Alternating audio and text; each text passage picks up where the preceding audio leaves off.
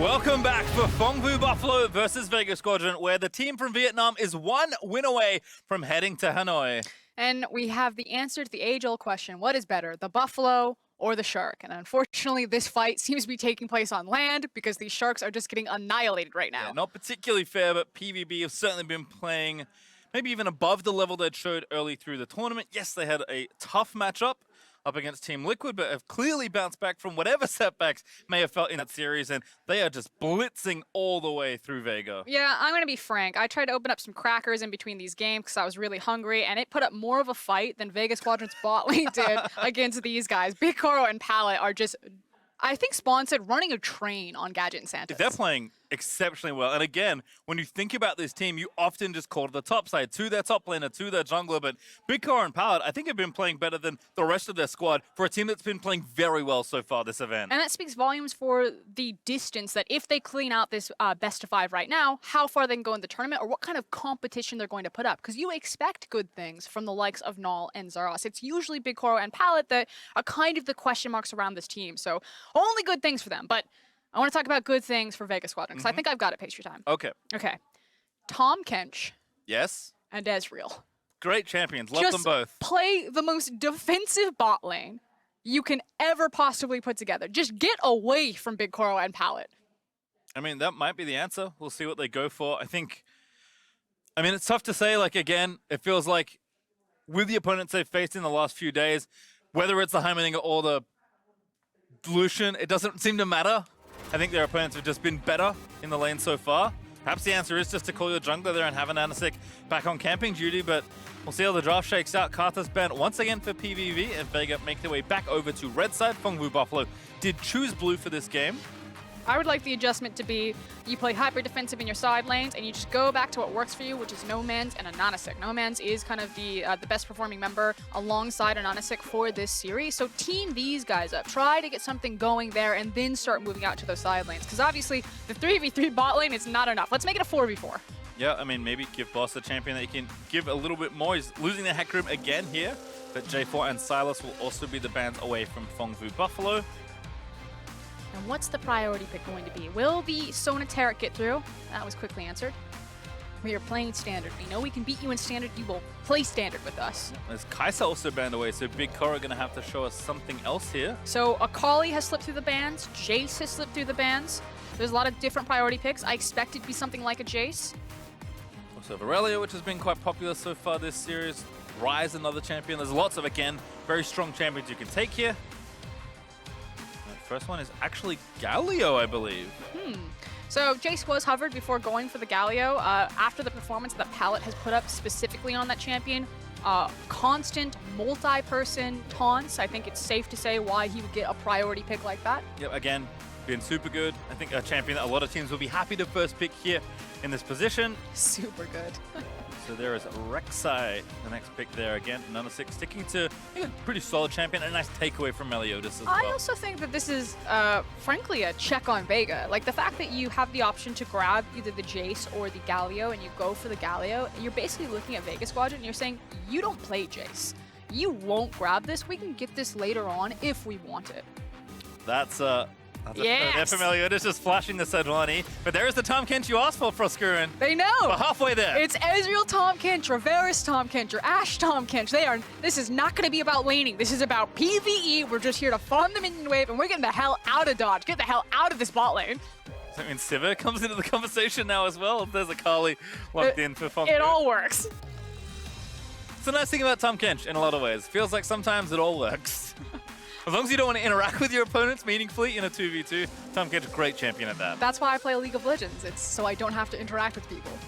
I have seen you play. You are certainly a simple player, as there is Lucian that picked up for Phong Vu. It feels like they're picking to really, like, the early game's been good. They really want to stomp through these lanes. This is PVB having the confidence. They know that they can end this in the lane phase. That's Lucian Galio. That's a devastating level 3. That is one of the most disgusting level 3s in the game in terms of 2v2s. And again, we saw the Jace being hovered doesn't lock it in. So I think this is one of those big holes. Vega Squadron, they don't flex the Sylas, they don't play the Sylas, and they are not playing the Jace either. I mean, again, it would just be comfort here for Boss. Back to Aatrox here with the Hecker and Ban. I believe it's his second most played on the year. It is a comfort pick for him, yeah. And then Zeros will lose his Fiora, but he's got plenty left in that bag of tricks, including the Akali they already have locked in. So already from the first 3 picks from both sides, we said that Phong Buffaloes, that they're just going to sucker punch you in the lane phase. They have a lot of assassination potential. They have a really scary bot lane. On the other side, Vega Squadron, it feels like they're setting up for a top camp. That they got Boss, his comfort champion. Depending on how they pinch the top lane pool, they can try to really exploit that matchup up there. And since you have a Tahm Kench, it's like Gadget Santas, you're on your own. Godspeed, good luck. And in that case, if you're PVB here, do you take, say, LeBlanc away from Nomanz, which they've done already in the draft? Or do you actually take the Ezreal away and say, play something with a lot less safety? Because if PVB do want to punish through their bot lane, taking Ezreal is a way to make that even easier. In fact, they ignore both those champions and ban away the Heimer. I mean, I agree with you. I think by taking away the Ezreal, then you can force to try to break the tower. You know, it's much easier to get a hold of a champion that isn't the likes of Ezreal, but maybe, again, this is just a tester. Do you play it? Are you comfortable picking it up? Because we know that you're comfortable with Heimerdinger. Doesn't play it this tournament. Certainly, I can tell you that much. Has not played it so far. MSI 2019. Jace was also the other band there for Vegas, so Zeros loses that option, and it will be Tahm Kench Ashe. So a pretty stock standard bot lane, again, not the Lucian Braum, but definitely taking the other side of that. So the thing is that Ashe and Tahm Kench can fight for priority. You do have great pushing power right there, but I expect that Santas and Gadget will be playing a much more utility-oriented bot lane. So it's still nice to break that bot lane to start unlocking some of these semi-global ultimates like the Ashe and the Abyssal Voyage, but when are they going to break them? Well, they have Ryze there, so I don't think he'll do that. I would say that it looks like Zeros will be collecting the Akali, but of course we'll wait and see. Plenty of flexibility there for Phong Vu. And, you know, Pal having some fun. Flashing the Shaco, flashing the Sedge, and of course, oh, they lock it in. Okay. So a much more traditional composition from PvP. It has the ability to play a 5v5 if this turns into team fights. It has the ability to play onto the side lanes with the likes of the Akali and the Ryze, as well as multi-teleports. And really good big front lines with the Galio and the Sejuani. Everything that you want in a team comp, PvP got it with that. Yep. Vega also playing pretty standard here in this one. Last pick, Orianna, goes over there to Nomanz. Already saw Naul play the champion in this series, game 1. Okay, so this feels like it's about wave priority and just controlling the mid lane, respect from Nomanz that he's not taking the TP, that he has the cleanse, so expecting that this could be a hard camp on mid if he's not careful there, so needs to be able to walk out of that route. But I want Boss and AHaHaCiK to team up. I want this Aatrox and this Rek'Sai to start popping off on the top side of the map. Because if the other thing happens, and the Sejuani and the Akali start doing the same thing, feels like the game will get pretty quickly out of hand. I also think there's an opportunity that AHaHaCiK can just try to contest Meliodas himself. Maybe this Rek'Sai wants to get up in the Sejuani's face because Akali early lane phase can be quite fragile. You know, she needs a couple of levels before she feels really free kind of fighting back. And this is what we saw. I mean, we've seen this matchup already in this series. We're actually getting the inverse matchup now with Meliodas on the Sejuani, which is, you know, traditionally kind of the slower, more controlled jungler that isn't interested in getting particularly aggressive versus someone like Rek'Sai. So I'm curious to see if Meliodas does actually play a bit more conservative, or he's just going to be like, you know what? My lane is going to be there for me. I'm going in. For me, it's all about how Meliodas plays around the information that his laners are able to acquire for him, and just, it feels like he's always making the right decisions, especially for this series. So I'm all aboard something like a Sejuani that has the option, can go for the skirmish because of her potential burst damage early on, or maybe just wants to path around, scout out for his laners, and see in the team fights. And I think that's a great thing to highlight, because we look at these early games going so well for Phong Vu in this series, and you think, man, they're just pretty good players. And that's true, they are strong players. But I think so much of why Phong Vu Buffalo have been good at early game this tournament is because of Meliodas and his pressure and the information that he gives the team. Because it's one thing to just outplay your opponent and hope it works. It's another to actually get the information and then make a calculated outplay. I mean, frankly, at this Champions tournament, mechanics are just the bench line. You must have mechanics to be able to participate, to ride this ride. So we know that Phong Vu Buffalo have that in spades. What else do they have? Well, we'll see what happens, because if they win this game, they are through to top 6, into the main stage, into group stage of MSI 2019. And they'll go from one hometown to another, moving on to Hanoi if they can make it work here. They certainly have the crowd behind them, but they need to seal one more win in this best of 5. And that's why, you know, I'm okay kind of giving away some of the some of the down and dirty League of Legends that we've seen from the Buffaloes today. It feels like when you do have that crowd behind them that is so loud, that maybe you get a little bit hyped up, you get a little bit over-eager, you want to kind of flex or have that swagger, as we said, so I think that we can forgive some of the bloodlust. And it's looked relatively... I don't know if discipline's a word you should use too often when talking about Phong v Buffalo, because they go from zero to what's going on very quickly, but I think they have shown just a really, strong, solid set of gameplay today. And yes, Zeros in particular has done his thing and maybe gone over for once or twice, but for the most part it's been working out, and it just feels like they're outclassing their opponents in a lot of ways. Yeah, but my eyes right now are going to be on Meliodas and AHaHaCiK for this early game pathing. It feels like every single game we do have something that is interesting. Meliodas has gotten the better in terms of AHaHaCiK's jungle pathing, but AHaHaCiK has done better in the early gank stage, I feel, for the first 3 games we've had here. Nomanz also doing some nice work there. Hit level 2 and harassing down Naul. We did see AHaHaCiK though red buff straight to this crab. So wanted to make sure to get that first. And it looks like maybe full clear here for Meliodas, at least for now. Although he is going to skip wolves. And Pineapple here on Rek'Sai can look for the double crab because he can cut across his mid lane since Nomanz has priority. So that's going to feel really nice. Whereas like you're saying, Meliodas probably taking it safe, recognizing that he doesn't have priority where he wants it. This is curious though. Spotted out his Raptor camp and then slowly went to his red. Yeah, kind of like what Nomanz did there, using that pressure, just threw a ward over the pit. I think this is Meliodas trying to read what the pathing would be from Pineapple here. Well, that hook shot's nice there from Gadget. He talked about utility, and now AHaHaCiK here with the red buff, just going to take it down. Really, really like this pathing from Vega. And you could tell that both junglers knew what was going to happen. Love that AHaHaCiK pulled the trigger on that and finally said, no, I am not getting 3 buffed again. It is you who will feel my wrath. But when Meliodas popped over to his Raptor camp, he probably suspected, okay, it's probably a mid lane cross into double scuttle. This guy can contest me at red. Maybe I can burn it down fast enough. So felt like a heads-up play from both junglers. In the end, though, Vega Squadron, again, off to a very early jungle start. Yep, Rek'Sai, the more aggressive champion, plays the more aggressive route and is rewarded as he pre-seeks the wave just to help Nomanz keep up the pressure that he's built for himself. Meliodas still only level 2, did take the walls, but it wasn't enough to gift him over the XP. And now AHaHaCiK gonna see if any camps, all junglers are available. No Gromp right now, but might be spawning in a few. Probably not though. So at least he's just going to check out and get the info, but there's no jungle at all to really clear. Yeah, unfortunately, it's kind of pathing issues like that where I'm like, AHaHaCiK should have just assumed and then gone back to his jungle. He doesn't place any wards. Maybe there's a possibility that he looks for a dive, but you're against the likes of an Akali who has access to the Shroud as well as the Flash, so you want to respect that at least early on when all these champions are quite squishy. But he does lose, a bit of the tempo that he got by sealing away that red buff by peeking in and looking at that top blue side jungle. Well, it was briefly a 2-level lead, but with the Krugs now being finished off by Meliodas, is only a 1. But now the rest of his blue side jungle will be started by AHaHaCiK, so Meliodas really only one thing left to do, is try and gank a lane. Will be spotted out by a ward as he comes around this corner though, as Santos trying to get back in position, back to safety. Wave pushing in, so no need for Gadget and Santos to do anything crazy. And Meliodas actually going to see that the blue has not been started, and AHaHaCiK does finish off the Gromp. Don't know if Meliodas knows this has happened here.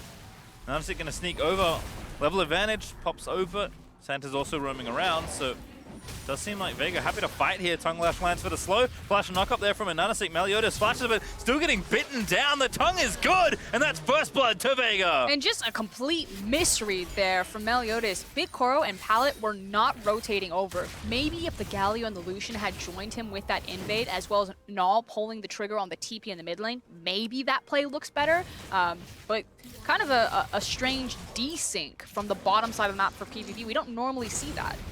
And for the good things continuing there for Vega, not only do they get first blood and a lead in jungle, but Nomanz actually gets a pretty early blue here. So I think the other player, aside from the jungler that we looked here for Vega to maybe have a strong game, having an early blue will help you, and at least he's doing his job of pushing out the lane to give Rek'Sai some room. Yeah, Spawn and Medic were talking about this the other day on their cast. I'll hold the point though, because Meliodas now looking top. Again, onto boss. No ulti here for the Aatrox, but just Umbral dashes away, and that's all she wrote on that play. But look at what is happening underneath him. That blue buff, the fact that Orianna has the priority, allows a AHaHaCiK to constantly get underneath like here and just cause hell for Meliodas. This guy is just going to be very disruptive in the jungle and constantly challenging him. Level 5 to level 3 between Rek'Sai and Sej. And AHaHaCiK unfortunately does not check for the Gromp, but he knows now that he can just go ahead and get him off. It would be a smite fight for it. Does go over to Meliodas, but still has to worry about potential engage. Naul also very low. Nomanz trying to find it. Forces a flash sale with the Q. Could be something to punish later on, as Meliodas maybe getting a little bit greedy for this wolf camp right now. I'm not sure he should be here. Does still have his smite though. He does feel confident because it's the tower that's behind him, and it's not like Nomanz at this stage is going to walk through the tower aggro, but it does start to feel like between a rock and a hard place, especially because, like you're saying, Ori with blue, she's always going to have the priority in this lane now because she has the mana to expand, and it's going to lead to a AHaHaCiK blitzing into Meliodas' face. Yeah, Nomanz off to a great start, almost 20 CS ahead. Came into lane with double Doran's ring and really made Naul pay by burning the flash. He'll return to lane and pick up some CS for himself as Zeros getting aggressive, dashes back towards his shroud though. Just playing with boss for a little while. Meanwhile, down bottom, looks like the Tahm, Kench, and the Ashe have paid off. You know, no one's died, which it feels like in the previous games people were dying at level 2, level 3, so we've at least survived that mark. Also with the build toward a Cutlass now completed for Gadget, going for that Play of the Ruined King first. Feels pretty safe, although it does have to be careful without the TK around. Now Santa's does return to the lane. This is also one of the classic tricks from PVB's bot lane. They love using rush and kind of like different back timers to make sure that someone like Pallet, who when he has a champion like Galio, disappears into Fog of War, kind of makes you forget about him. Maybe you suspect, but he just sits there so patiently and then try to abuse it with a flash taunt. Vega just keeping the wave here. We'll now push it back out of the way. Does make it to tower, but should be able to get most of these here on the Ashe. So it looks like, again, just a push out and then moving back around the map for the PVB duo. Zeros also returning as the wave crashes in towards the top lane. Nothing too crazy right now. It is just that first kill. Vega, I think, should be very happy with this pace of game. And I agree with you. This feels good to celebrate for Vega because, you know, again, not everything's on fire right now. You're surviving the lane phase where traditionally you just getting blown out of the water previously. But if you look at the composition, that still doesn't feel as good. You know, PVB on the other side are just as happy to play a slow lane phase. They have superior scaling options, you know, pending like a massive shockwave or like a huge wombo combo of like shockwave into Aatrox to win fights. No, Zeros actually caught in the chain, so we'll disengage there. Zeros was maybe thinking about an all-in. Vega though, feeling strong enough here on the bottom half of the map to take this very early Infernal Drake. So just under 9 minutes, they'll pick that up. Oh, best Dragon Spawn they could have asked for. Double back-to-back Infernal when they have the push power. And Nomanz again continuing to play up towards Naul's turret. Naul does have blue this time around and is gaining levels, so a little easier for him to try and clear this out, but still Orianna pushing down, looking for a second plate. And the issue that PVB is waiting on is, yeah, they're happy to sit in their lanes and to farm up because eventually they'll just outscale this game with the composition, but they're waiting for Meliodas to have access to level 6. He's been tracked very well by an AHaHaCiK, so hasn't found his opportunity. Once he has that ultimate, it's much easier to try to break some of these lanes by ganking through the lane instead of trying to gank through the river, which Meliodas, or excuse me, an AHaHaCiK has controlled.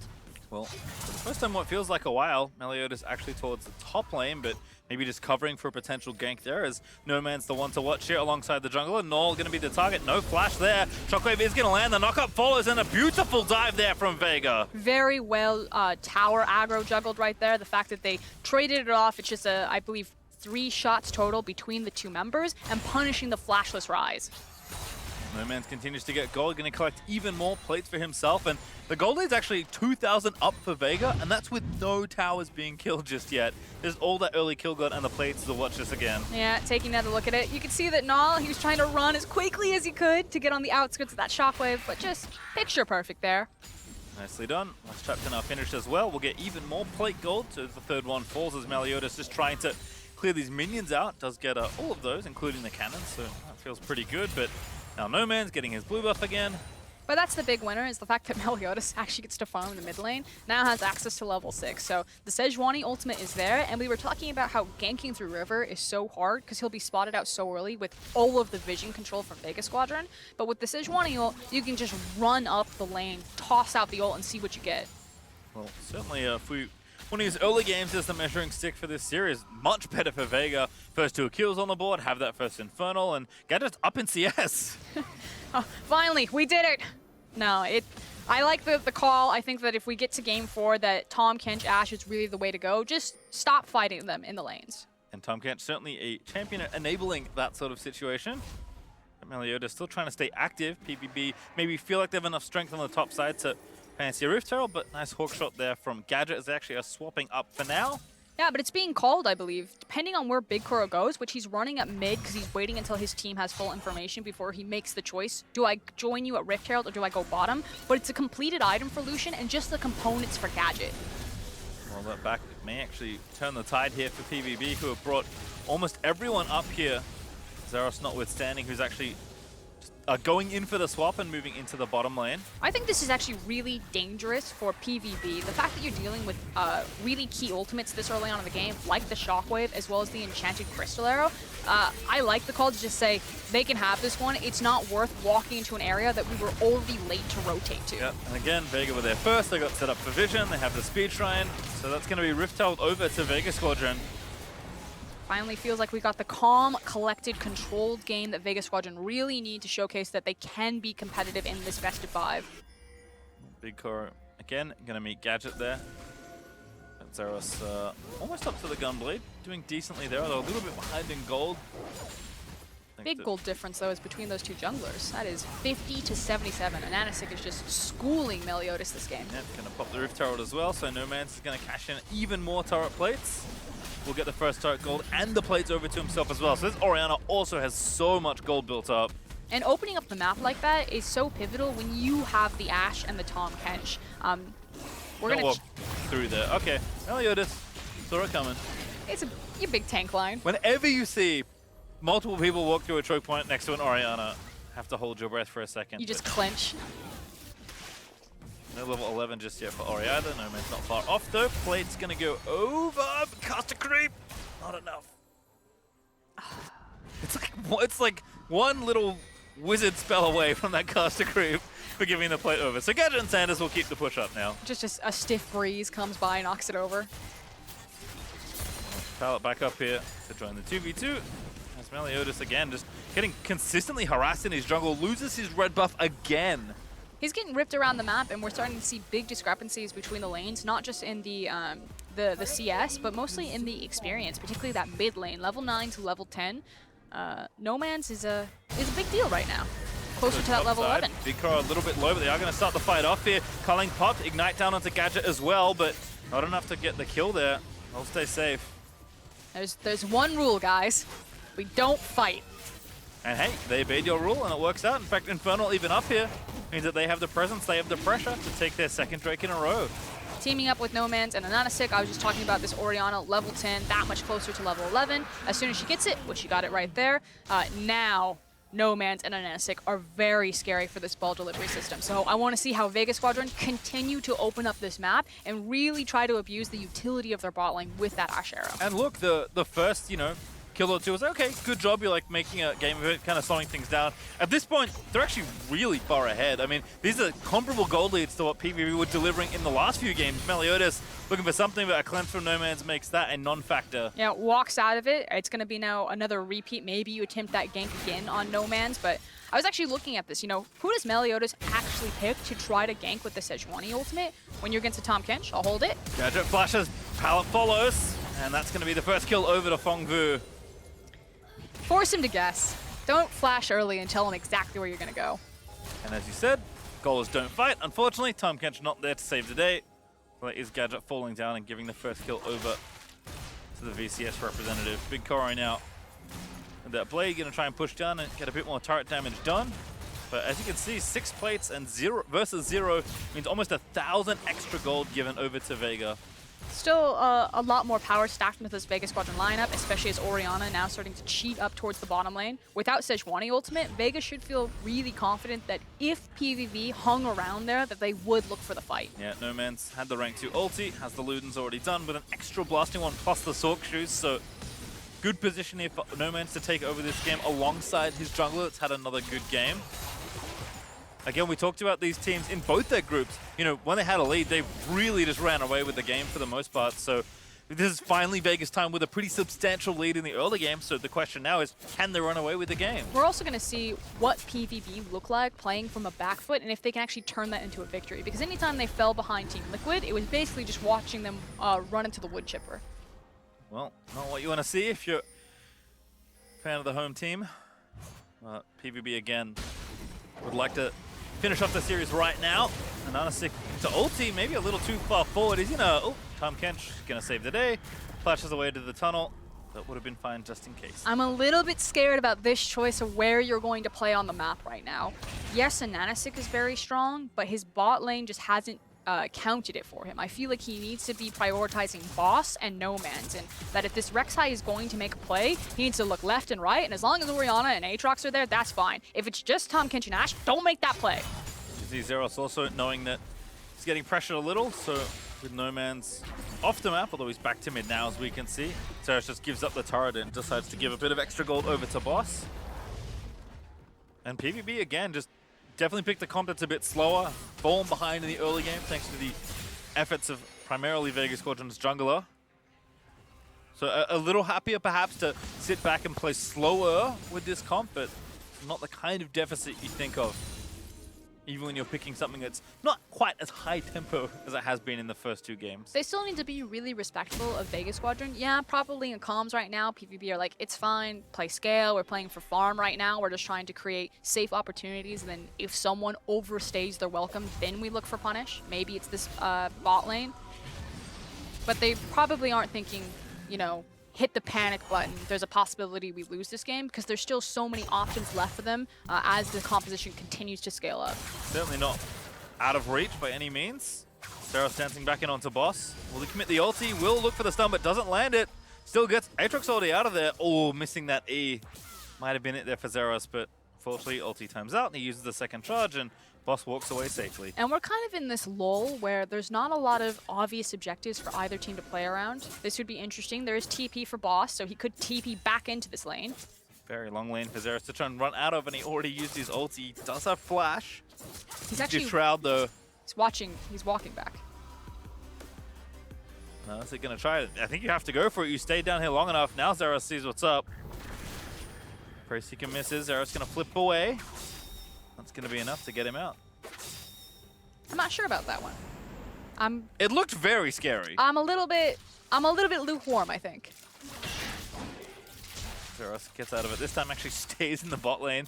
He's pretty confident, and AHaHaCiK has walked away from his lane. Nomanz, though, actually in the side lane right now versus BigKoro. Zeros apparently decided that he wants to fight again. Oh, he has his jungler, of course. Although that's Tahm Kench. He's got more than a jungler. Zeros in. Oh, gets knocked up. The arrow is going to miss him. But there's Santa going in. Pallet roams in as well with his ulti. Flash not committed. Naul though commits for the flash route, but it's still 4v4.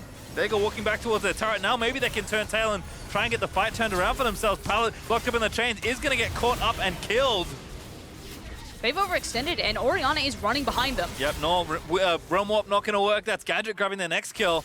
And here's Nomanz going to cut them off with the Shockwave. Oh, it looks so good. Finds the Shockwave, gets one and a flash. Meliodas fail flash.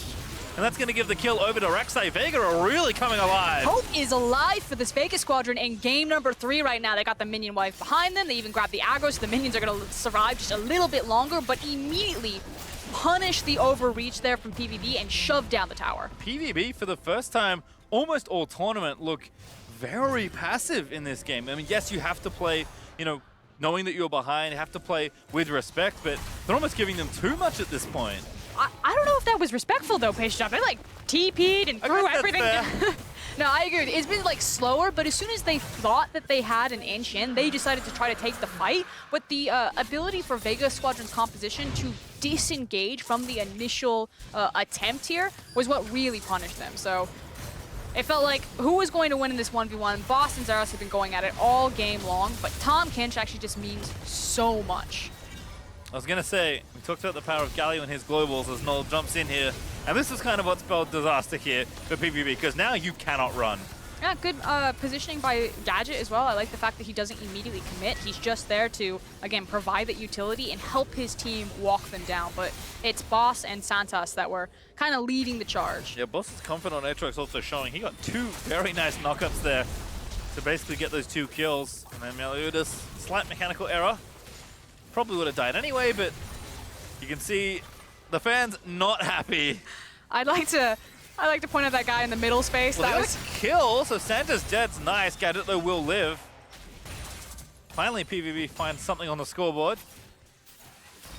But again, I think, you know, it's funny that, you know, you mentioned it a few times, but Tahm Kench is a big difference maker. When you're playing against a team that wants to be aggressive, he diffuses all that, and you're able to match global power and just move to fights as quickly as PVB are willing to start them. And Gadget and Santos have experience playing with this pick. You know, it's not something that's completely out of the wheelhouse or out of the blue for them. So I'm curious why it took so long for them to grab hold of this. It felt like, you know, sometimes you just have to put up the white flag. You just have to say, this one's probably on me, guys. I can't beat these guys. We tried to go toe-to-toe. It didn't work, so let's just play defensive. Let's change the game plan. And I'm glad that it finally happened for Vega Squadron. But the question is it too little too late? Perhaps, but it would be funny if the smallest change in draft is the one that makes the biggest difference for a team that has shown us so many creative drafts throughout the tournament. Still, PVB did grab a kill. They're woefully behind still at 6,000 down. But PVB will make a go of this game. I don't think they'll go silently this good night. But I really like the Vega Squadron are forcing them to group up. So they're not giving them a lot of space or time to play around these side lanes. They're saying, hey, our comp is really strong right now when we are grouped up around how strong Nomanz and AHaHaCiK is. Let's just force it down, PVB. Let's take what we want and not give them the opportunity to trade cross-map on objectives. And that decisiveness was what got PVB into such good positions and made them such quick games in the first 2, so Vega certainly have the ability to show similar strength here. Don't want to play too slowly. Much like Goldilocks has to be just right. Even when you have a lead, you don't want to wait too long. The classic lukewarm.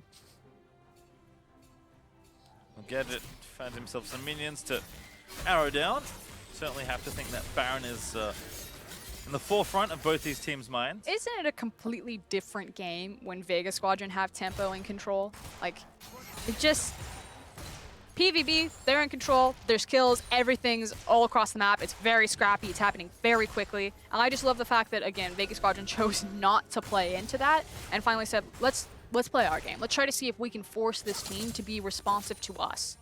And so far, so good. Again, building a big lead. They have the run of Drakes right now, including 2 Infernal. Have a Cloud coming up in a minute 32 to add a potential 4th to their collection. Yeah, double Infernal in a Mountain is always going to feel good, especially when you have a Bork on an Ashe. Nomanz also rapidly approaching item number 3. Zera still trying to find his foothold in a 1v1, but with the ulti up and not much vision, Zeros can't really overcommit there. And that's the key thing there, is that he knows that he's got the foothold. He can kick Aatrox when he is down right now. He's taking very short trades before he's looking for the all-in, whittling him down and kind of buying his time, but it's not having that perfect information, knowing that an Abyssal Voyage could really ruin his day. Again, you have to play with so much more respect when there's a global that can make it happen. Ulti finds Meliodas there. Arrow is good, and that's a kill for AHaHaCiK. And it's just that easy. Throwing the arrow from Fog of War, you can see all of the vision control that Vega Squadron have gotten. They've basically had priority over this mid lane since minute 1 in this game, especially with the early transfer of that blue buff, and it hasn't let up. And now that's a Mountain, double Infernal, and such easy Baron access. Oh, Nomanz running interference, really nice there again. Orianna so good in these choke points leading up to Baron. Naul is here. Vega actually are going to commit that. Zeros keeping straight into the pit. Gets out, has to use charge 1 of the ulti already, though Baron is low. I don't think they can get it. That will be over to Vega. Smite is good. Zeros forced to get out. Boss is a little low, but he still has his ulti. So Zeros is going to get chased down. He slowly flashes in AHaHaCiK. Unstoppable just gets an easy kill. Everyone is flashing into a wall from PVB. These are mechanical missteps left, right, and center here. And here comes Vega. Knock up into the shockwave. That's a kill for Gadget. And they're not going to get off the map. Maybe they thought reset after that one kill on the Baron, but with another one now, just go straight for the objective. And that's two key members there, especially the Ryze, who's your primary source of wave clear, that are dead and down. You have the wave and the Baron behind them. I'm curious how confident Vega are going to feel in this push. Maybe they push for an inhib. If you turn the names off, I assume that Vega are actually Phong Vu Buffalo, given how the series has played out. They're basically doing exactly what has been done to them in these first two games, just making it look almost effortless. And it feels like Vega Squadron finally found the blueprint. It wasn't about playing standard. It wasn't about playing cheese. It was about playing slow, about trying to control this team. Team Liquid managed to dismantle PVB when they were able to slow down the game. Don't buy into these guys. Don't get scrappy with them. And again, I mean, this is desperation here for PVB. They have to try something, but you don't have a jungler. You can't really force a team fight, so they get the Baron, and then it's just inevitable here to get a couple kills at least. And you have to think that this is just a massive mistake, not just the obvious ones that you see on your screen about flashing into walls, but, you know, why are you expending your teleport? Why is PvP even looking into that pit? You're not going to get the smite contest. You don't have vision control. You decided that you weren't going to take the 5v5. You could have held on to those summoners. You could have held on to your lives and tried to trade the Baron time for at least some gold. And I present this gold graph as a visual representation of this game's narrative. It's just been a very calm, steady snowball for Vega Squadron. And now it's about if they can just crescendo on top of it. Feeling confident. They've got everything behind them. We've seen maybe some nerves at play for Vega Squadron. When they did have leads against the Flash Wolves, it took them a very long time to close that game out. I want something a bit crisper here. You have the muscle, now use it. Have to agree, but Vega's still working on these structures. They've already got one inhib. They took the top after that Baron. Boss is working with the Baron up minion wave there for the bottom inhibitor turret, and of course the rest of the team in the mid. So really clean stuff so far there for Boss. Nice double knock up there as well. Clearly knows his way around this champion. Zeros getting, well, he's poked off. That's actually an ulti in from Rek'Sai. It's an assassination! Rek'Sai just leaps in there, and PVB forced back to their nexus. Boss pops the ulti, walks up, Sanders in the belly of the Tahm. Kench stays safe, and this is going to be carnage here, I have to think so. Boss pops the world ender, still trying to dive under the turret. Vega trying to give them a taste of their own medicine straight into the base and back to the turrets. Yep, but now they have a waiting creep wave for them, as well as a cannon. They can continue this siege, and PvP are just trying to mount the defense right now, stop the bleeding. Zeros down, 20 seconds up. Inhib going to go over, tower falls in mid. Nomanz just putting in work. They're going to try a realm warp here, but Vega walk out. Gadget very respectfully flashes. They haven't gotten an inhib yet. Vega Squadron still need to complete the mission that they were sent here to do. There's one in mid, and bottom lane should be finished off by a AHaHaCiK. There they go. With the help of the Baron up minions, so maybe stay a little while. Zeros is back up. PVB might try and find something here. They have no Sejuani ultimate, so I like this window that Vega are abusing. Yeah, they're trying to end the game. Gadget takes the first Nexus turret down. This is a deja vu from the last game. We saw Meliodas gonna get picked up by Nomanz. What a snipe by the Orianna. And it feels like it's gonna be all she wrote for this game. I mean, PVB have to go soon. And even if they win the fight, it's only gonna potentially delay the inevitable. Vega are moving in for the kill. They'll find Naul, they'll knock him up, they'll force a flash out of the way. Again, the Rek'Sai comes back up. They blow the Nexus open and exposed, and Gadget is just gonna put the last few arrows into their structure as Vega finally find themselves on the scoreboard. And we finally have a series here. Vega Squadron, it took a couple of goes. They were trying to problem solve, kind of Rubik's Cube, how they're gonna deal with PvP, and I think we finally settled on a strategy. The problem is that when they figure out a strategy, it seems really easy to ban it away. And I'm not saying that Tahm Kench is the only band-aid here, but when BigKoro and Palette didn't get the opportunity to just punch down on Vega Squadron's bot lane, suddenly the game looked very different. So maybe it's about forcing them to play a kill versus kill bot lane. Also not sure, you know what I mean? In retrospect, it's easy to say Sejuani didn't work out, but I think that's more to do with AHaHaCiK just doing passing. So well in the first 10 minutes of the game. I mean, we've talked at length about how one-sided a lot of the early games have felt, and it's been all Phong Vu until now. That game is all Vega for the early game. And a lot of it was started with Nomanz. I think that's kind of the other thing to look at is how they used mid lane priority to attack the jungle. So I think if PvP want to try to run back at this, you want to force your bot lane or force their bot lane to fight yours, and you want to make sure that you're finding tempo in the jungle, that you're not playing to a AHaHaCiK just constantly running you down or blitzing into your face. And as you said, it was a different look. You know, once they had the lead, they played quite a bit calmer, quite a bit more controlled, which is more of what we've seen from Vega in their their play so far throughout the tournament, but it was just as effective. That game ended in under 30 minutes very easily. Yeah, and again, a completely different vibe, a completely different look. The fact that this bot lane was finally like 2-2 and 9 collectively, I think that's the best scoreline that Gadget and Santos have had. Well, for more on how Vega kept their dream of groups alive, let's hear it from the State Farm Analyst Desk. Thank you very much. Pastry time. Spawn! I'm a genius. You're a genius. I never doubted it. Here we go. They got the win that you predicted. Let's talk about it because we were ready. We were writing them off. Yeah. At the end of game 2, we were completely writing off Vega. We were saying, nope, this is actually a 3-0 PVB. Look to outclass them pretty much across the board. But they did strike back. Yeah, and especially with the draft, I was like, oh god, this is so standard. There's no way that this is the right decision for them. And then they go ahead and have a fantastic early game completely off the back of an AHaHaCiK. Yeah, they certainly do, and I think that this is an example of when Meliodas' lanes aren't willing to help him after he spent kind of the first couple of games trying to help them out. He's also had some back-to-back pretty terrible performances, and when you do fall behind on something like a Sejuani, you can't have any pressure.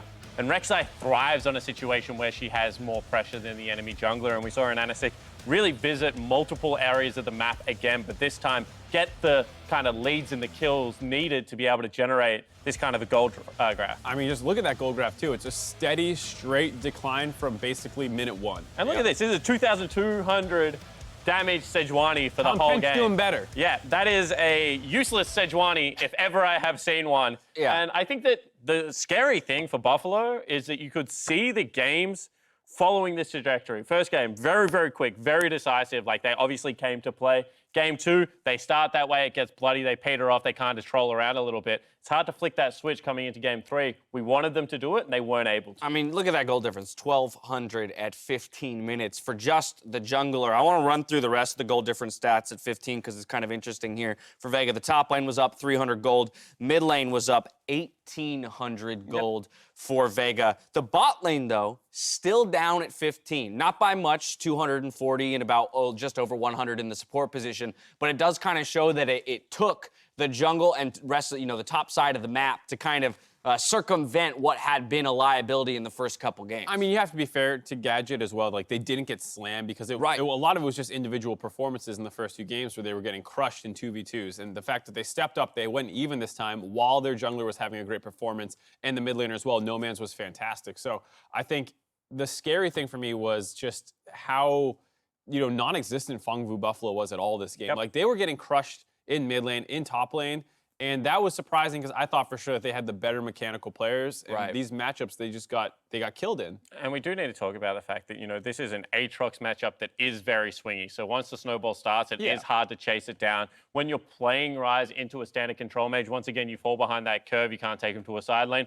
All of your win conditions start to disappear as the map deteriorates. So I understand that the game state does come into it, but the fact that they can't even, use some of that speed, some of that craftiness to generate a play to try and get themselves back in the game, really did look sloppy when they looked for it. They were missing flashes, they were mis-executing in team fights. There's lots of little things going on in this game that made you a little bit worried. Oh, that's the thing that jumps out to me.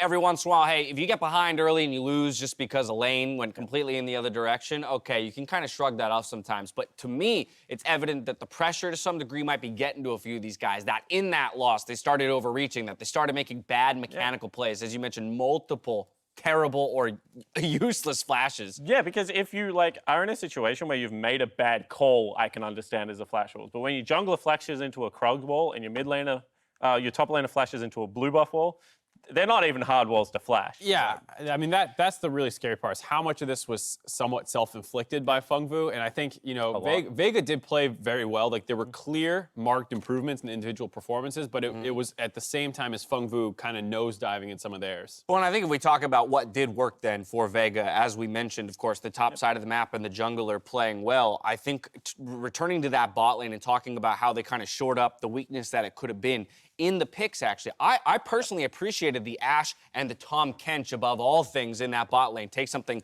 very safe, utility focus. Hey, Ashe can help start fights. Don't need to outfarm my lane opponent too much, understanding it was a Lucian, so I'm going to outscale eventually. Right, and this was what we kind of called for even in the last series versus Flash Wolves when Frost and I were on the desk. There was a chance when they had a good Tahm Kench pick. They didn't take it. This time around they do, and you get to see the influence that champion can have when you're more focused on stabilizing your bot lane. Not only that, it influenced the rest of the map. If you're talking about we're going to play 1-3-1 quite heavily, why not take a Tahm Kench to shore up the 1-4? It makes a lot of sense when you have a look at it, and it kind of beat them to the punch multiple times. Also, you know, form of engage in the bottom lane as well. You can see Gadget is the guy with the itchy trigger finger. He wants to get involved. We'll give him more tools to be able to do so if that's the case. All right, so I imagine for, you know, Phong Vu Buffalo, it's about returning to what we saw in games 1 and 2, eliminating those, you know, those kind of out of the blue mistakes, and playing a more controlled game, right? Like, you've shown that you can win beyond the 20-minute mark, so you don't need to go down. Just pick the draft that suits your play style. So you can either play more controlled if you want to take Sejuani. If you want to play fast, just don't pick the Sejuani. Pick something that can fight. Take a Xin Zhao into the jungle,